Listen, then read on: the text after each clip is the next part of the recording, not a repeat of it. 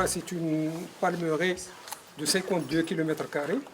C'est le seul endroit où on est 100% arabophone et tout le grand sud du Maroc, si vous voulez, c'est du berbère.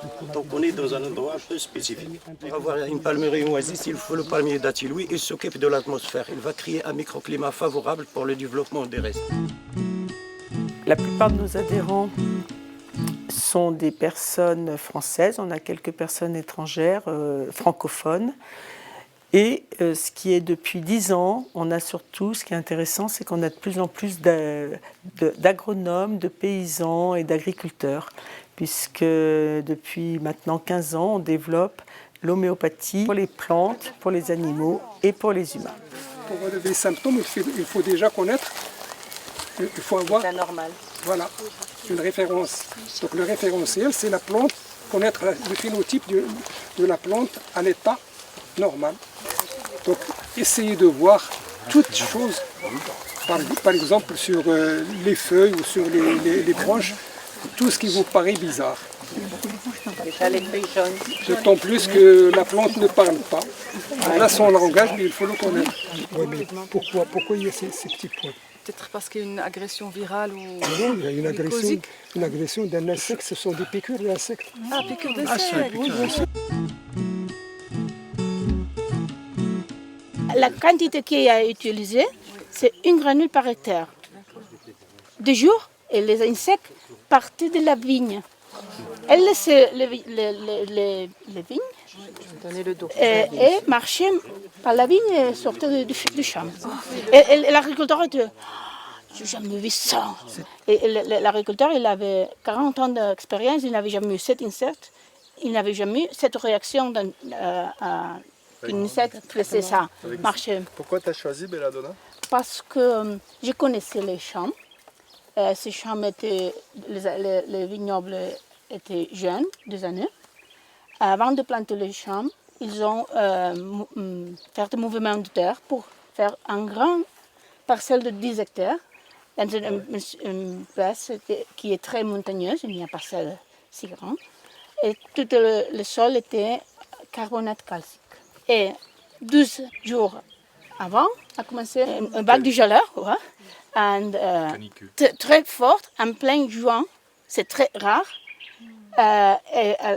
Alors elle a apparu l'insecte, soudain, aigu, et ça c'est Belladonna. En homéopathie, on ne relie pas un parasite ou une maladie à un remède. Parce que généralement, c'est très difficile de trouver un seul ravageur ou une seule maladie sur la plante. Donc ce qu'on fait généralement, on fait ce qu'on appelle une répertorisation. Donc on a développé une fiche de répertorisation et on se base sur les répertoires de cavirage. Donc on voit les symptômes sur les feuilles, les symptômes sur les tiges, sur les fleurs, sur les fruits. Pour les plantes annuelles, on arrache un pied, puis on lave les racines et puis on regarde s'il n'y a pas de nématode, s'il n'y a pas de parasites. On coupe parfois la tige pour voir s'il n'y a pas de problème au niveau de la moelle ou au niveau des vaisseaux capillaires. Et ce n'est qu'après ça qu'on voit sur la fiche de répertorisation quel est le remède qui répond le mieux aux symptômes. It was so dramatic, because you have these caterpillars that come and they eat all the leaves of the tree. And literally, if you don't stop them, they eat everything in the tree and it turns into like a ghost tree. It's completely white, the end result. And then that lacanine, because it was so out of the box, it was so homeopathic. The symptoms that Jeremy took, delusion, he is surrounded by snakes, because it's similar to the caterpillar infestation, and the feeling of disgust and white discharges. And those were the reasons to give the lacanine. That worked in 4 days, it was gone. That was really amazing. Ce qu'on a traité chez Isabelle avec Staphylos agria, on a choisi l'arbre le plus faible. Dans la parcelle, il y a 7 amandiers. On a choisi un petit au milieu. On a traité, on n'a pas traité les autres. Et pourtant, au bout d'un mois, il n'y a plus de pucerons sur la parcelle. Et on a traité en 2013, on est en 2025. Ce qui fait que quand on trouve le bon remède, la rémanence elle est très très longue. Est-ce que vous avez utilisé des isothérapies? Oui. Oui, Oui. ça fonctionne. Ça fonctionne très bien. Ah oui. Et c'est le dernier recours, ou le recours qu'on a en cas d'urgence. D'accord. On a une urgence, on ne connaît pas le remède, ou bien on n'a pas le remède sur le répertoire, donc isothérapie. Mais le problème avec les autres... Quand on ne sait pas, c'est isothérapie en agro. C'est un peu ça. Hein? Quand on ne sait pas quel remède, on fait une iso. Bon, ben c'est ce que font partout dans le monde, c'est le premier recours des agriculteurs. If I have a good understanding and signs and symptoms, I try to use a remedy that is homeopathically logical. Maybe Sabadilla, maybe it's a Staphysagria. You know, I try to look at it with my homeopath understanding. If I don't have that understanding, my next choice would be the isopathic approach, that you potentize the problem. Pour les parasites, on a plusieurs choix. On peut utiliser le prédateur du parasite. Donc là, il y a un peu de recherche à faire, mais c'est hyper intéressant et ça fonctionne super bien. On peut utiliser aussi une plante que le parasite déteste par son odeur. Une plante que vraiment il ne supporte pas, ça on peut utiliser aussi. Et on peut faire un ozo. Donc en gros, on a trois possibilités, enfin trois moyens d'action. If I think that maybe the soil isn't great, I start with the soil to improve the soil, to see that, you know, if all of those things fail, then I say, hang on a minute, what if it's lacking something? So I give them stuff for the soil. So it really depends. And I think with those approaches that I was talking about, the reason why I wanted to talk about the different approaches is to make order in your brain so that you know, okay, I tried this approach.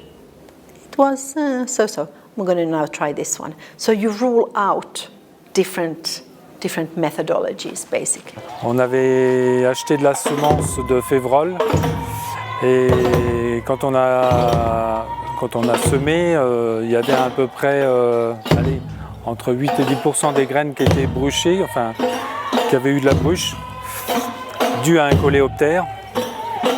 Et donc c'est tout, on a semé. Et quand la parcelle de févrole a commencé à fleurir, un soir je vais voir et là les fleurs étaient noires de coléoptère. Du coléoptère qui fait la bruche après au niveau de la graine. Et donc là j'ai regardé un peu dans ma documentation et j'ai fait Arena diadema. En fait c'est le prédateur du coléoptère. Je l'avais fait en 30 CH. Le lendemain soir, donc 24 heures après, il n'y avait plus un seul coléoptère sur la parcelle. Et il y avait 13 hectares. Ils étaient partis aussi, coléoptères? Ils étaient partis, ils n'étaient pas tombés au sol, ils étaient partis. Et je n'ai pas été embêté jusqu'à la récolte. Et on a fait une belle récolte. Juste une précision par rapport à ce qu'on échangeait, il faut éviter de le répéter le remède. Vous le faites une seule fois et vous laissez agir. Okay. Surtout ne pas répéter. De toute façon, c'est comme Surtout pour ne pas les humains. répéter. Et surtout pour les prédateurs, parce que si vous faites un remède de prédation du ravageur, si vous le répétez, vous allez vous allez faire l'effet inverse. Vous allez attirer tous les prédateurs. Bon, l'application de l'homéopathie, on peut l'appliquer de plusieurs façons. On peut soit, comme pour les humains, la donner sur la langue, donc arroser au pied du plant. Et quand je dis pied, ce n'est pas au niveau du tronc. Il faut voir la limite de la frondaison, parce que les racines se trouvent exactement comme l'espace aérien, l'espace souterrain est le même. Donc on va faire comme un cercle imaginaire autour de la frondaison. On peut aussi pulvériser sur la partie aérienne, comme on peut faire des trompages de semences. On traite aussi le sol, parce qu'il faut commencer par le sol. Malheureusement, les gens considèrent le sol uniquement comme un support pour la plante. Or, le sol, ce n'est pas uniquement le support, c'est aussi l'appareil digestif de la plante. C'est là où se trouve son microbiote, c'est de là où il prélève l'eau et les éléments minéraux dont il a besoin. Donc, il faut d'abord commencer par le sol. La nature, elle aime bien les choses claires, c'est-à-dire que si vous lui envoyez un message précis, elle va capter tout de suite. Si vous lui envoyez plusieurs messages, moi c'est ce que j'ai constaté sur la ferme. Peu importe l'étendue de la parcelle, qu'elle fasse 50 arts ou qu'elle fasse 10 hectares, peu importe, c'est la puissance de l'information, la clarté du message. Contrairement à ce que beaucoup de gens pensent, l'émotionnel, les plantes elles en ont. Selon la santé de la plante, selon le stress hydrique, ça peut être un tas de choses qui expliquent que le côté émotionnel est touché ou pas. L'émotionnel aussi du paysan. On tient compte du milieu, donc du sol. On tient compte de l'histoire parce qu'on demande au paysan l'historique, qu'est-ce qu'il a fait, quelles sont les techniques qu'il a utilisées. Puis on voit quels sont les problèmes qui ont été causés. Or, pour nous, les plantes, qu'est-ce qu'on va prendre comme individu? Est-ce qu'on va s'intéresser à une seule plante, à une parcelle qui a subi le même itinéraire technique, toute la ferme? Donc ça dépend. Ça peut prendre un peu de temps, surtout de chercher la cause. On habite en plein cœur de l'Argonne, donc on n'est pas très loin de Verdun. Et ça a été là où il y a eu le plus de bombardements à la Première Guerre mondiale. Et on a une parcelle où chaque fois qu'on se met une culture, ça faisait un peu comme des vagues. Et je me suis posé plein de fois la question, je me dis mais qu'est-ce qui provoque ça quoi? Il n'y a pas lieu d'avoir ça. Et en fait j'ai cherché et je suis tombé sur ce qui s'est passé en 14. La terre elle était meurtrie, elle était émotionnellement très touchée. Et j'ai fait arnica et ça a été fini. En quelle dilution? J'avais fait en 200 CH. Pourquoi tu as choisi 200? Soigner la terre. Pourquoi tu as choisi 200? Parce que je m'adressais à la terre et que ça datait de très longtemps. Très longtemps, ça faisait un siècle. La silice, pour moi, c'est un des remèdes primaires de l'agriculture. Parce qu'en fait, vous êtes dans des périodes très humides où il y a très peu de soleil. C'est un minéral qui va vous ramener de la lumière aux plantes. C'est impressionnant. Et par contre, quand c'est sec, si vous avez fait l'information de silica, ça double la capacité de rétention d'eau de la plante. Et ça amplifie le système racinaire, donc elle est capable d'aller chercher des éléments, des nutriments qu'elle aura besoin dans les périodes difficiles. Mais en homéo. En homéo. Mais c'est tellement lié avec les forces célestes et c'est tellement lié avec la lumière qu'il ne faut surtout pas l'utiliser en pleine journée au soleil. Et pas le répéter. Sinon là, c'est désert. Oui, on peut tuer un champ. Hein. Je l'ai testé sans le savoir au départ. J'avais fait silica sur des arbres fruitiers qui étaient un peu en perdition. Ah ben, le lendemain, ils étaient en tabac. Parce que tu l'as fait en pleine lumière, plein soleil? Sometimes, if I don't know, I just give the plants a dose of silica. Because when the vitality increases, they repel the insects. J'avais un arbre fruitier qui était en perdition. Au milieu du printemps, il lui restait quelques feuilles. L'écorce commençait à se décoller. Et là, j'ai fait silicea au pied. 15 jours, enfin, même pas. Une semaine après, l'écorce était bien collée au combium. Et 15 jours après, il y avait une immersion de feuilles. Enfin, voilà, il était revenu normal. J'ai un problème par exemple d'un oligo-élément, je l'envoie à basse dilution.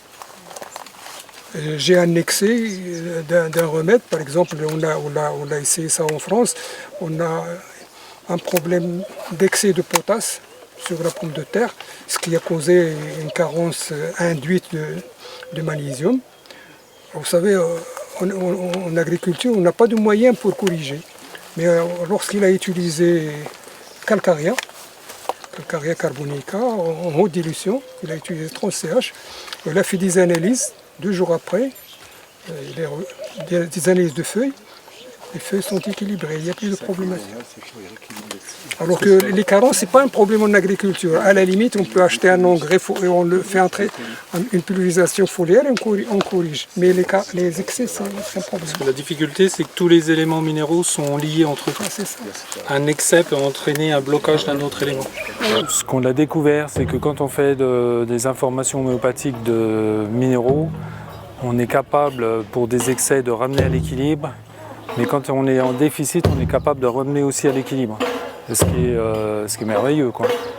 Donc Donc ça nous laisse une souplesse d'action qui est vraiment intéressante.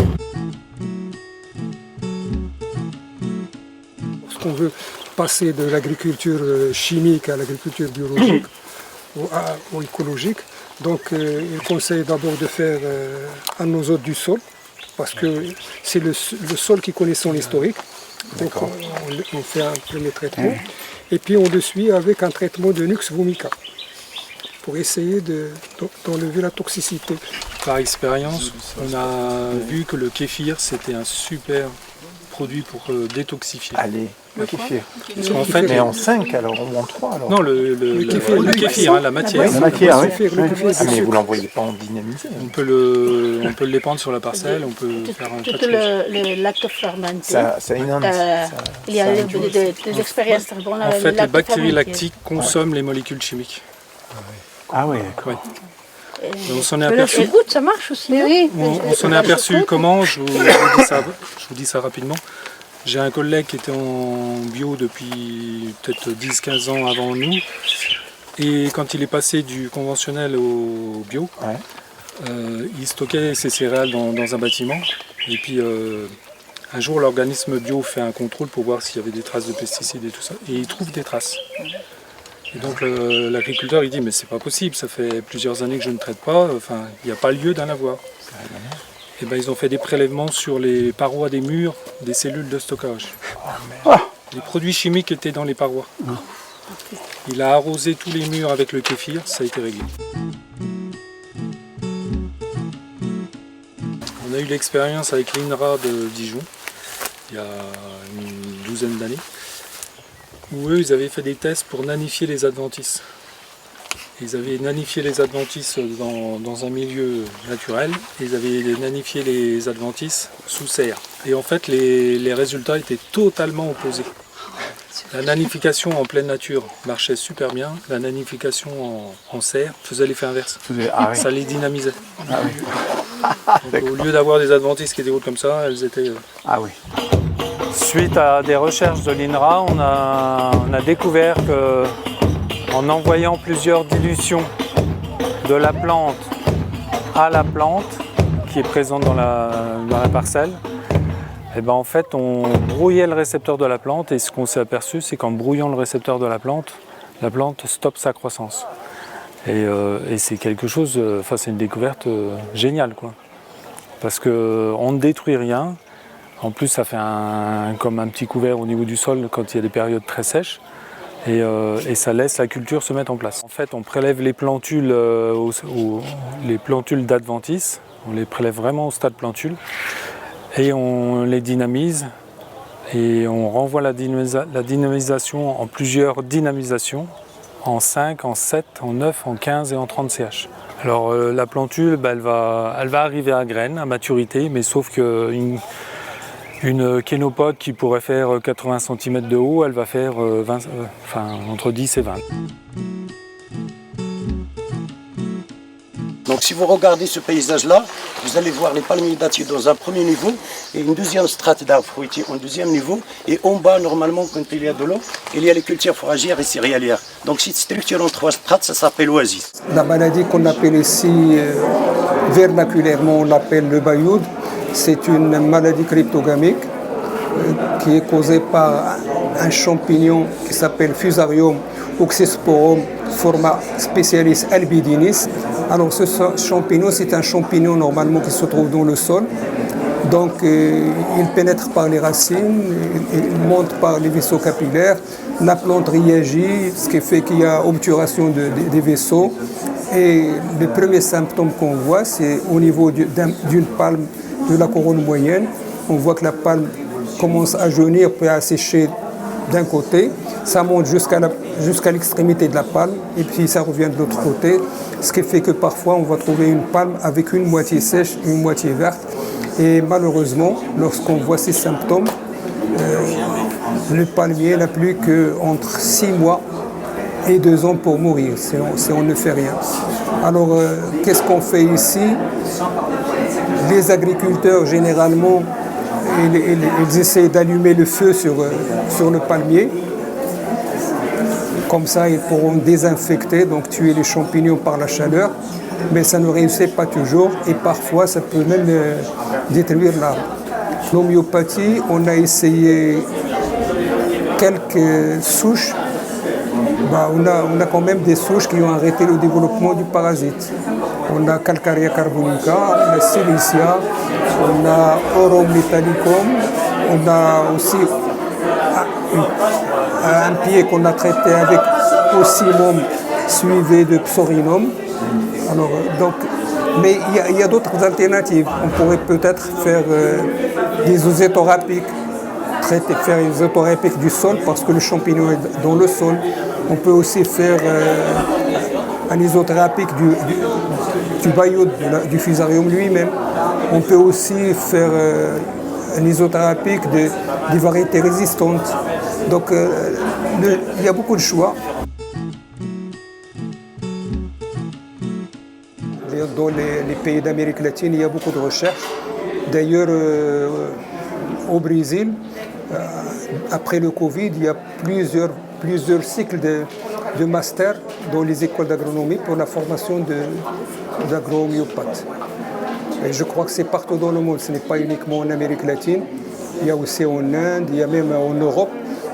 Il y a 2 semaines, j'ai trouvé sur Internet une thèse de doctorat d'une dame de Roumanie. Donc ça veut dire qu'il y a une prise de conscience des agriculteurs. N'oubliez pas que nous sommes encore au début. Ce qui fait qu'il y a des essais, mais parfois il n'y a pas de protocole expérimental, l'échantillon n'est pas représentatif, on utilise des remèdes liquides, donc de l'éthanol, mais on ne prend pas l'éthanol dynamisé comme témoin, chose qui fausse le résultat, parce que l'éthanol aussi dynamisé pourra avoir des effets. Donc, mais il faut dire qu'on s'améliore. Quand on compare les essais réalisés actuellement à ce qui s'est fait dans les années 80 ou 90, il y a une grande amélioration. En langue française, on est 2. On a commencé à 2, donc Cathy Meyer, moi-même.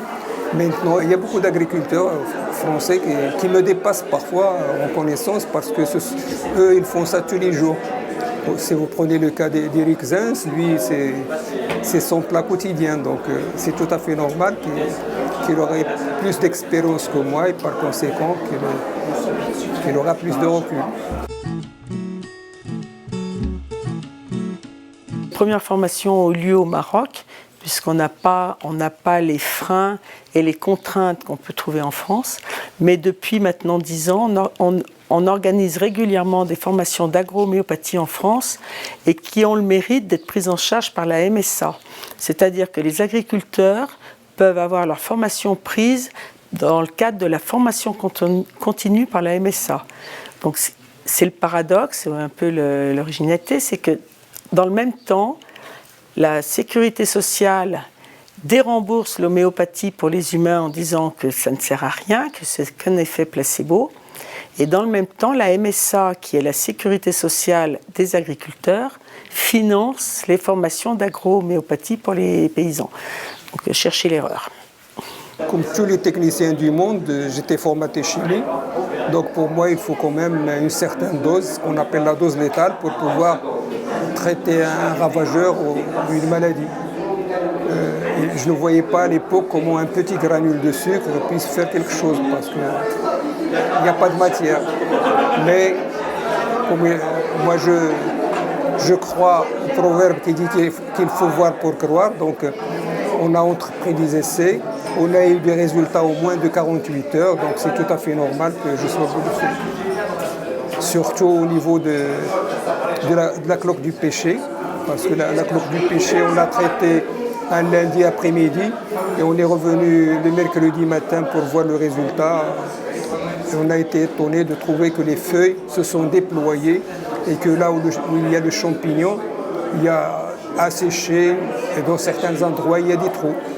Donc c'est bluffant, c'est vrai.